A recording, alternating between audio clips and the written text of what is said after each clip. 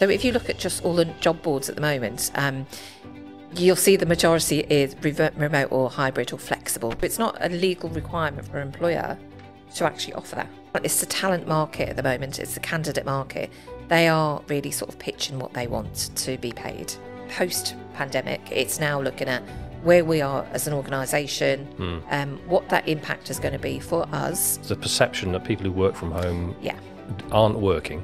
It can become quite solitary and you're just sort of speaking to everyone online. What's your advice to business owners when they get challenged in this way? With people sitting in an interview saying, I know you've advertised it at 24, but actually I want 30.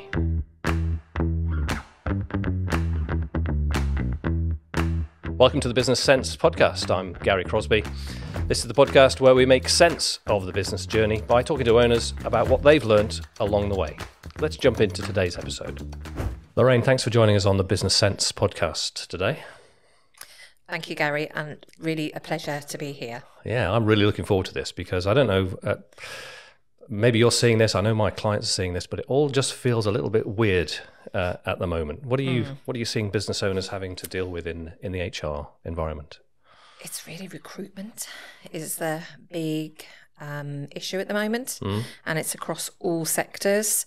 I'm finding it's really difficult to recruit and attract talent into organisations, and so that's the big issue at the moment. And why is that? Is that because everybody has got a job, or is it because people are just finding it difficult to find the right people? Well, it's a bit of a mix.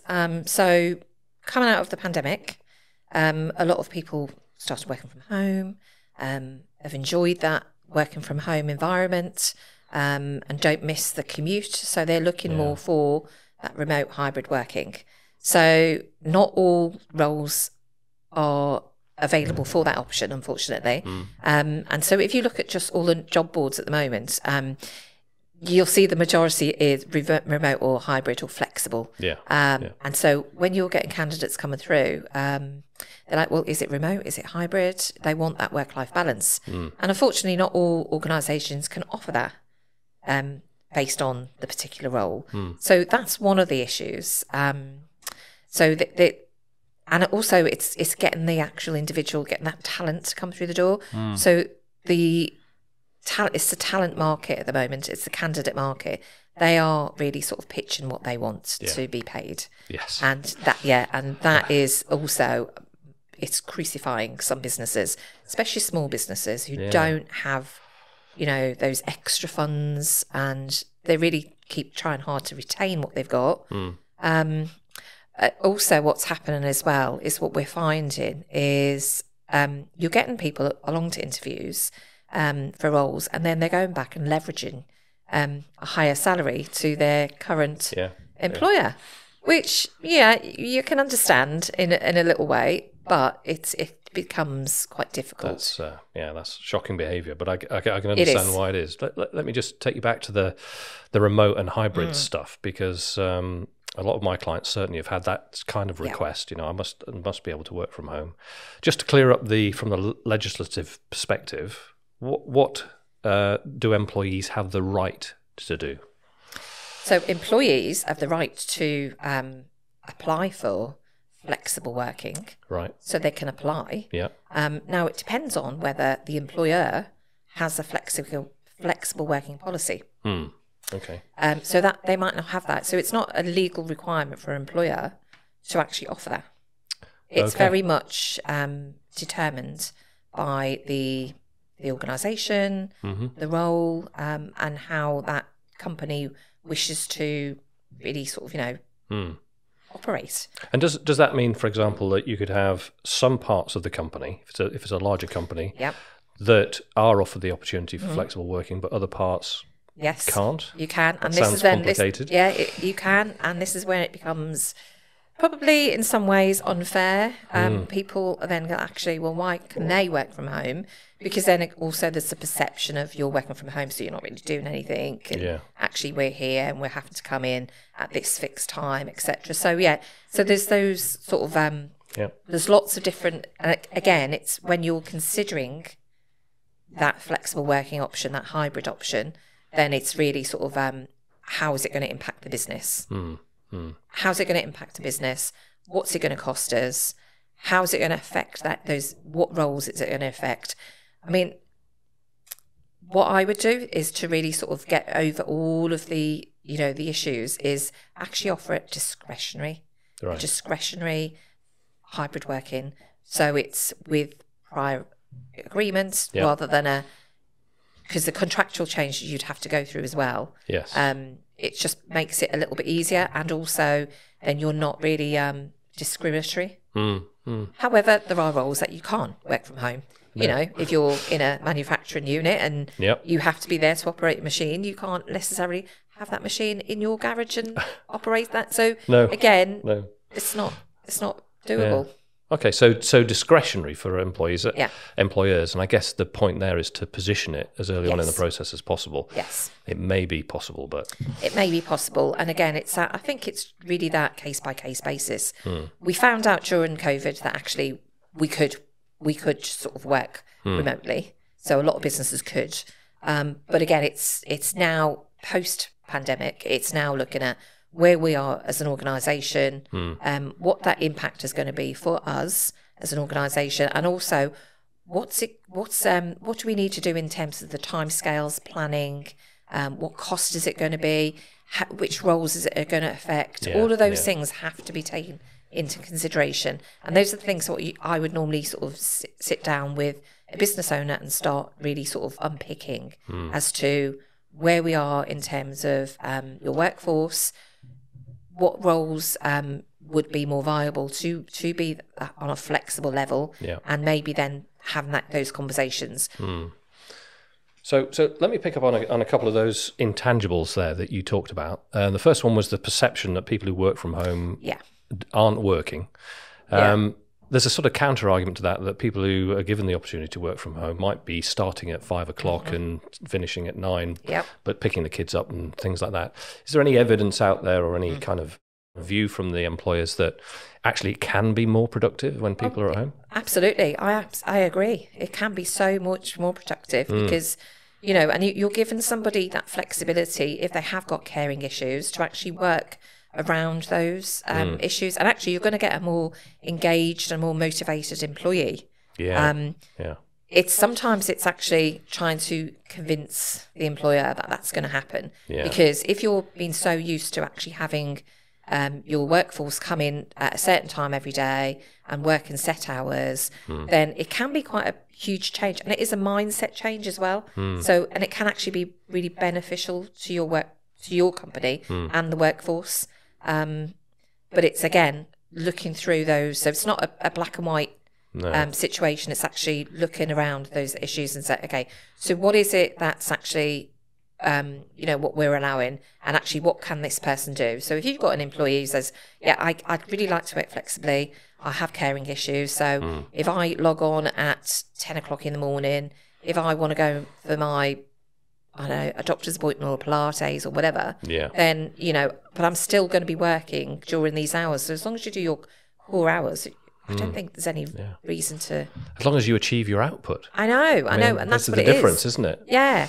I mean, I'm very much... I'm an employer, so I'm very much of the mindset of if the output's there and we actually all achieve what our goal is, then I don't mind what time you turn up, and I don't mind, what time you leave, because actually, I want engaged staff who are going to be able to produce and that output for the business. And what we've kind of learned, I guess, is that chaining yourself to a desk for 8 hours isn't necessarily the best way to get output. No, it's not. No, it's not. No, we know we get disgruntled employees. I mean, it's part and parcel of what I do as a HR professional. I talk to employers about disgruntled employees, and it's sometimes it's actually it's looking at, it's not saying we've always done it this way, because actually,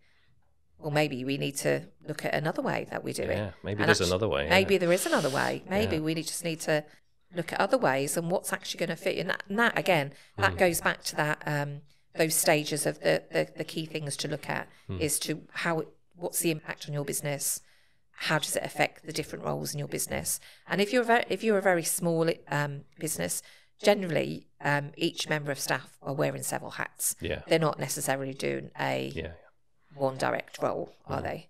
So it's a little bit more difficult in that situation. I mean, the other intangible that I wanted to explore was what impact it has on the team and the team morale and things like that. I think about my time in the Air Force. I joined an Air Force that was 100,000 strong. And when I left it 30 years later, there were 36,000 people. And what had happened was we'd outsourced stuff, so we didn't have carpenters on the base, or we didn't have paint shops, or we didn't have contractors who were fixing aeroplanes. That had all gone. And the unintended consequence was there was nobody there to run the motor club or the sports club or something like that. And the overall morale of the stations and the social fabric had changed. And I'm wondering if in businesses they go, sure, you can work from home, you've got a computer-based job, and suddenly something happens to team morale. What have you noticed around that? Yeah, and there's been sort of dips, and again, mental health issues then start raising, and we do have those conversations. So again, it's really, again, thinking outside the box. And it's, okay, so we have maybe our office staff home-based, and we're normally, you normally meet in the kitchen, or you go and talk to Johnny in accounts, or, Janice in, customer service, and you don't have that now because you've got those people that are working from home. Yeah. Obviously, we've got all the virtual options of Teams and all the online options of actually meeting virtually. Yeah. But I think also to keep that morale and the engagement is to really sort of put in place regular, whether it's in-person meetings, regular events. So then staff are still getting together. So for instance, I recently was working with a team of project managers, and they were all completely remote. Some of them were the other side of the country. Right. Some of them were in a different country, and they were working for this particular client of mine.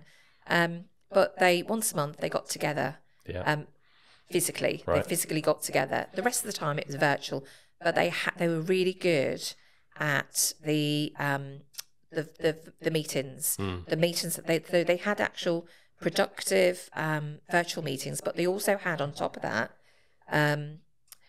sort of really just get-togethers, like a huddle type thing. Just a huddle, just to chat, just to or if there's anybody in the area wants to have a walk, kind of thing. And they were really sort of keen to keep that going, because again, it can become quite solitary. You are working from home and you're just sort of speaking to everyone online. And they also introduced, that no one was allowed to turn their camera off. Yeah.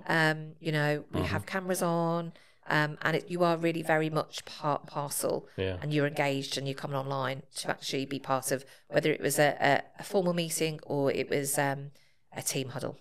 And so, it works. It can work. It can seem like a lot of hard work to get all of that set up, but actually, it's just the same as when everybody's on site. So the thing that pops into my head there is that, if you are as an employer, a business owner, or a senior manager in an organisation thinking about this and the way the team is going to be, then there is a leadership requirement now that's a bit different from before. What have you seen there? What are the leaders in the businesses doing? Well, it's that remote leadership and motivating staff remotely is it's a skill. And, with any kind of being a manager and being a senior leader, they are skills that are not necessarily just, you have. Not everybody has that in their sort of toolkit. They have to learn it. So I've seen an awful lot of senior leaders actually being really interested in actually developing their staff, developing their senior team to ensure that actually they because managing a team remotely is so different to managing a team in-house, face-to-face. You can go and have those conversations and just have that, that quick one-to-one. And so it's just a complete, again, but it's the training that they've really been putting in place. And so I've seen really an uptake in that of recent, or in the past year, really. And I've helped develop a few teams as well, but it's that uptake they're really interested in how can we communicate with our remote workforce? How can we ensure that some of the niggles that we probably would have seen in real time, in face-to-face, how can we still see those and react quickly rather than let things fester, and then it becomes then a bigger problem. So they've been really sort of championing that training aspect and equipping themselves and their managers with the skills to do so. Yeah, new skills. It's new skills, we haven't really had to do much previously. No. I want to take you back to what you said earlier on about pay as well. So people being a bit more demanding, and setting one employer off against the other. What's your advice to business owners when they get challenged in this way? With people sitting in an interview saying, I know you've advertised it at 24, but actually I want 30. I mean, that's happened to one of my clients recently. And you're just like, well, the job's level of responsibility is 24. Where does this come from? What you say to business owners in that situation? And it's looking at that candidate and actually what skills, what extra value that candidate's going to bring to that role and to your business.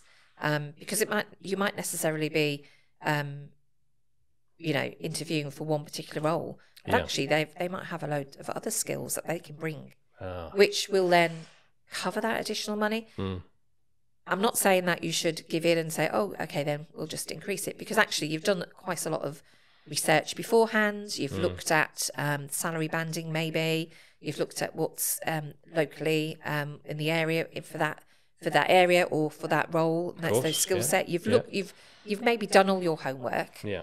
And if you haven't, then I really would advise do that, because it's so much is changing. Yeah. And so you can be realistic in terms of what you are actually offering. And again, it doesn't have to be financial. So, you could then counteract that to that candidate by saying, okay, the base salary is 24 for this particular role. Obviously, if you can bring extra skills along, then yes, we will look at that. We will recompense you. But there are other benefits as well. So we can offer you a different package. So the package could include non-financial as well as the financial rewards. So it could be flexible working. It could be flexible work. It could be different healthcare benefits. And again, it's really sort of reflective on that person. I recently, I've had this question a couple of times actually, Garry, and we spoke to one of my clients is recently recruited. They're expanding. They've recruited candidates who are really experienced and really great at what they do, and they've come on board and they've said, "What family benefits do you have? I have children. I'd really like some nursery." I mean, obviously with the government schemes, they're all not, not in line now. But what would you do? So, I'm interested in that aspect. Great. So yes, we all love extra money in our pocket, but actually that would take the stress and the pressure off me if you can offer me additional benefits. And so that particular client is looking at all those different things that they can offer. And because they know that to really attract those really qualified and excellent talent, they need to be thinking of what else can we offer, not just the financial. But I would always say, but going back to that question is, it's not oh no, we can't do that, we can't match that. It's okay then. So what is it that you can bring? So what am I getting extra to actually, if you've already done your research and that 30,000 fee, is that average? Is that on the minimum? Is that above? We don't know. So if it's just looking at that and having that information to hand and to say, well, actually in this area, but it is a candidate's market, unfortunately, and difficult for business owners. It's very difficult. There's so many things to consider. Very difficult. And before you even get to the employee handbook and everything that's in that. I know. I'm interested in your journey as well, Lorraine, because obviously I know you've been in your franchise for 4 years now. Tell me about that journey. I mean, from the start, a lot of franchisees, find it's a bit of a roller coaster. How's it been for you? Well, it's been great, to be honest. It's been the best thing ever. I had lots of negativity about franchises and lots of family and friends were saying to me, "Oh my God, don't do it because it's awful." They'd heard lots of things, I think from maybe the 80s, and I was like, "Oh, okay, fine." But it really resonated with me, their values, and I took it on board. And it has been a roller coaster.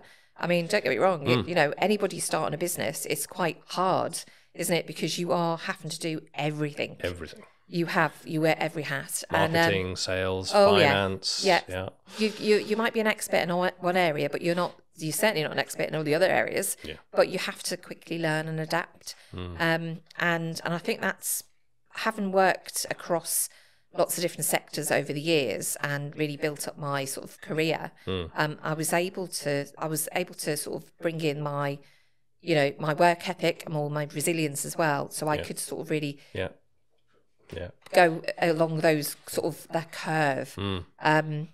But let me tell you, when I actually launched my franchise, I launched it and I was actually in Canada, traveling around the Rockies. And for 7 weeks, I was traveling the Rockies, and I launched my business. And I went out. Could it not wait until you got back? No, it couldn't wait till I got back because I was used to having a really high-paid corporate salary. Yeah. And I didn't want to, you know, for 1 minute delay that. For me, my target was by February the following year. So I started in the September, and by the February, my target was that I was going to be taking a salary. And I achieved it. Because I went out to my network and I really sort of just went and asked everybody, you know who I am, you know what I do. And that's how I got initial work, really. Yeah, circle of influence. Circle of influence, and started building my client list up. And I think, I mean, as you know, people buy from people. So I've just gone out and been me and just really sort of tried to, you know, help. I'm here to help SMEs with their HR needs, take the stress away, give them some tailored advice and guidance, and really sort of help them and support them. And it's been great because, I mean, don't get me wrong, pandemic really helped my business. I grew. I did grow during that time because, as we know, it was at that point it was 7 days a week. And so many unknowns, and you know you had to. And it was really great for me. I really relished it. I loved it. And coming out of that, I've just really sort of grown from strength to strength. I've taken on employees. I've built up my team.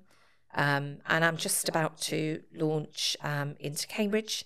Wow. Yes. Well, that's news. Yes. You heard it here first. I know, heard it here first. So yes, 1st of May, I launch my Cambridge territory. So I already cover Huntingdon and St Neots and all those Peterborough and surrounding areas. So I'm now going into Cambridge. So you're not busy enough? I'm not busy enough. No. Yeah. Well, my husband thinks I'm mad, but there you go. What does that mean, though? Obviously, I mean, you're going to double the geographic space that you can operate in. There's only one Lorraine. What does that mean for the business itself? So I have I just recently taken on another one of me. Right. There's no such thing. Surely. No, I know. But she's lovely. Right. And she's great, and she's got lots of knowledge and experience, and she's come on board and she's hit the ground running and is doing fantastic. Right. She's already been out to lots of clients already, so we're covering all our clients at the moment.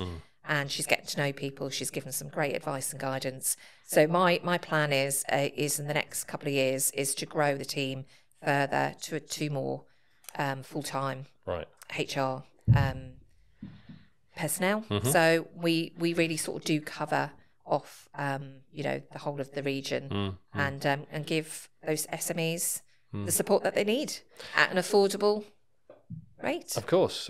And do you think that the landscape's going to change again? You know, we've got the pandemic and the subsequent remote working and things like that. We've got quite a high level of employment, which means businesses are fishing in a smaller pool for talent and things like that. What's coming in terms of HR trends, do you think? I think skills gaps. Skills gap is a huge one I can see coming. It's going to hit. And we're already seeing some of it now. And it's, we're not training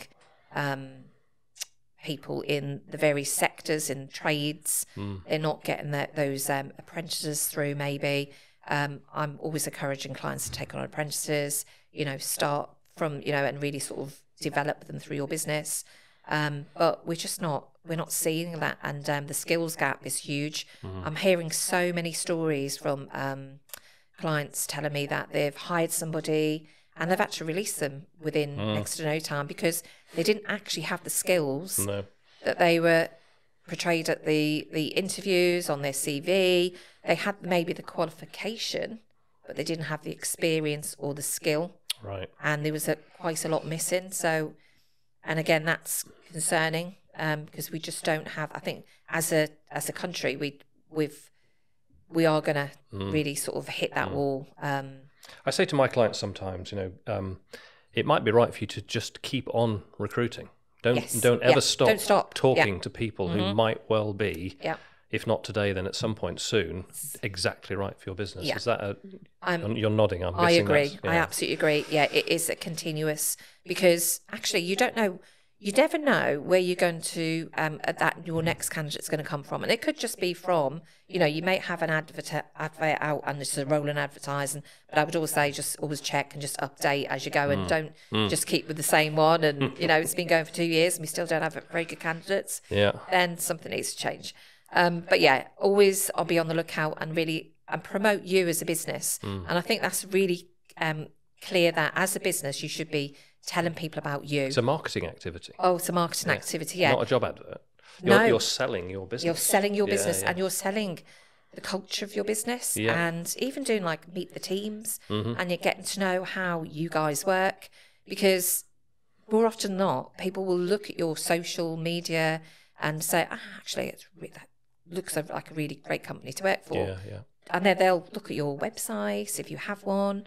Do they have a careers page? Do they have stuff coming up? Even if it's just a prospective CV, can I send this in if you ever have anything coming up? So yeah, it's really good to market yourselves and really put yourself out there. And I speak to so many SMEs who say to me, but isn't that a bit, I spoke to one last week, she said to me, oh yeah, but that's like being a bit full on and being a bit cheesy. And I said, no, it's not being cheesy at all. It's actually, you're telling everybody how amazing you are. And if you don't say it, who's going to tell them? Who's going to say it? So now we've got a bit of a dichotomy now, because you said there's a skills gap coming up. But actually, this is my experience with myself and with my clients. The best employees have a brilliant attitude. Yes. And sometimes you can hire someone who's got like just exactly the right attitude for you.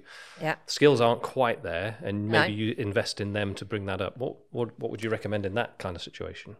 That is where you meet. So in that aspect, great. And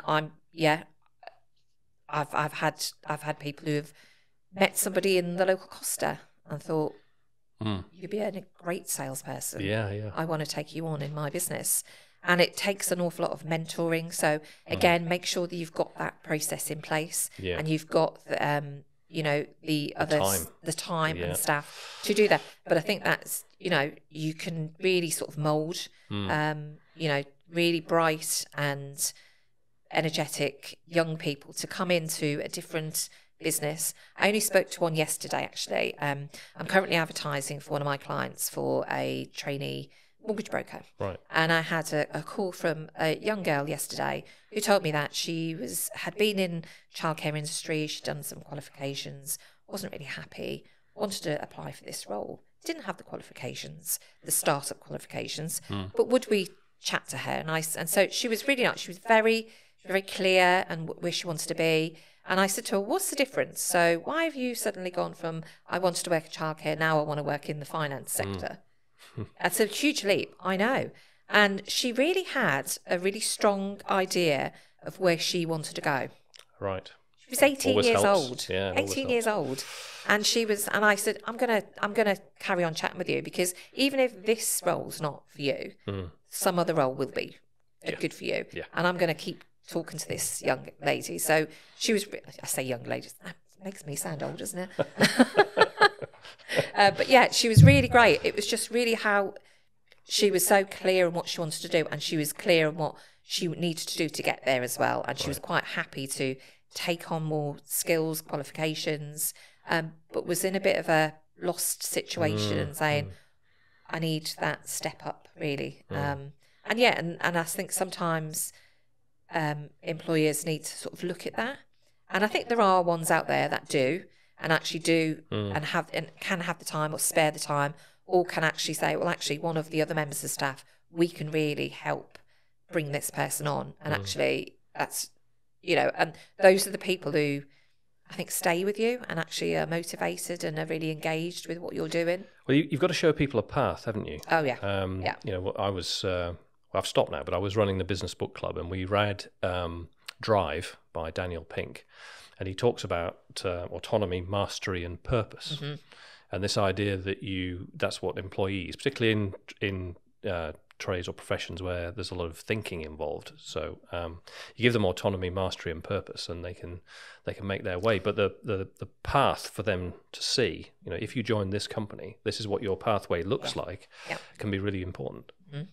Yeah, agree. And I'm just working with a client currently. We're doing exactly that, and we're having a planning meeting tomorrow, all about that. Really sort of putting in place that pathway to actually encourage and to sort of, so people can actually see. Sometimes you need a visual as well, just that visual. How is my pathway going to be? Yeah. How am I going to progress if I start with you, and where am I going to go to? And sometimes you just need that visual, and that's what I'm currently doing. And and I agree. You've got to. I think there's no black and white answer for all of this. You have to really sort of look in those grey areas and actually just see what is it that you need as a business. Yes. Yeah. What is the type of person that you want to work with you? And if they're not the complete article at this point, the absolute great that great talent, then how do we get them there, and how can we bring them to that point? Because it's hard to find perfect people. It is hard. Who's perfect? None of us are perfect. Nobody. I'm certainly not perfect. No. But so if you're thinking about moving people on either skill or attitude from one place to another, in terms of giving them a journey, then I think that's really important. I could talk for hours, Lorraine. I know, me too. But unfortunately, we've run out of time. So I'd just like to say thank you again. Thank you for coming in to the Business Sense podcast. Great to talk to you. And I'm sure we'll get the chance again. Thank you so much, Garry. It's been brilliant as ever. Okay. So happy to see you. Great. Thanks, Lorraine. Thank you.